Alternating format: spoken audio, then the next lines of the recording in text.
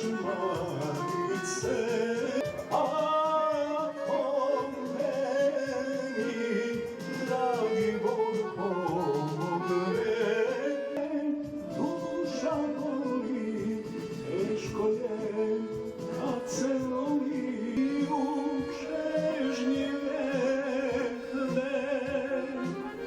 Daleko si draga u srcu mom, o majko moja. Noćas mi srce pati, noćas me duša boli.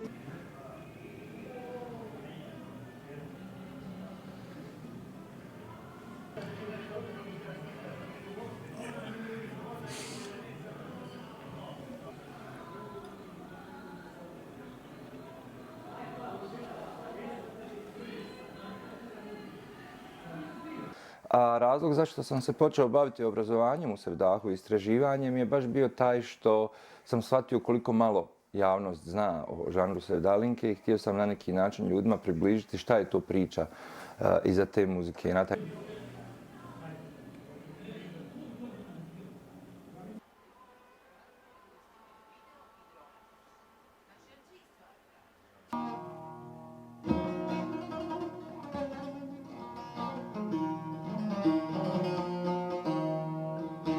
Aj kolika je šeher Banja Luka,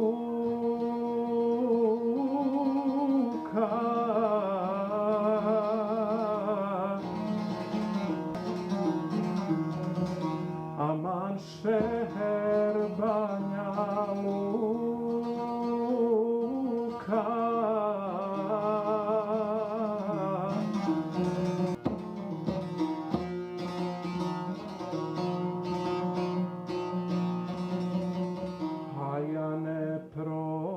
Prođe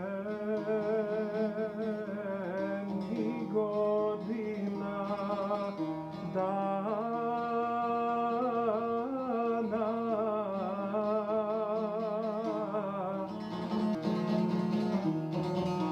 aman ni godina dana,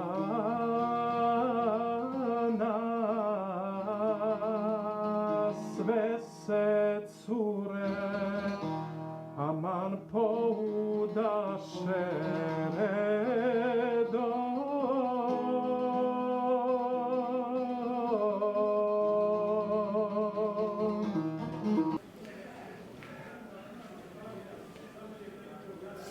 Kao dijete pjevao sam sevdalinke od malih nogu. Dakle, bio sam poznat kao čudo od djeteta jer nisam želio da pjevam ništa drugo osim sevdalinki. Od tada je prošlo skoro 20 godina. Danas sam etnomuzikolog, kustos u Odjeljenju za etnologiju Zemaljskog muzeja Bosne i Hercegovine i interpretator sevdalinki i veći dio svog vremena i svoje životne energije trošim upravo na sevdalinku. Bilo da pjevam, bilo da sviram, bilo da čitam o sevdalinkama ili razgovaram o njima ili čak kad ulicom idem razmišljam o njima i u sebi ih pjevušim. Tako da sevdalinka u mom životu predstavlja ono što ona kao forma zapravo jeste, a to je život.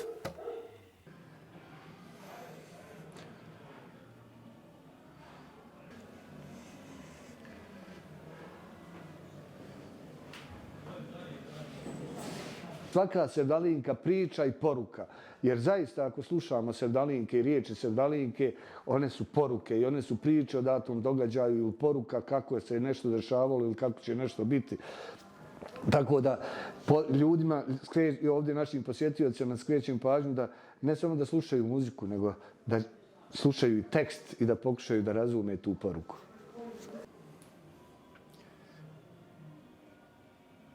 Sevdalinka kao takva, kao pjesma koja živi i koja je živjela i koja će živjeti, je zaista jedan od čvrstih temelj bosansko-hercegovačkog društva i naroda i ja ovim putem pozivam i mlade da je njeguju, da je čuvaju i da je prezentuju po cijelom svijetu.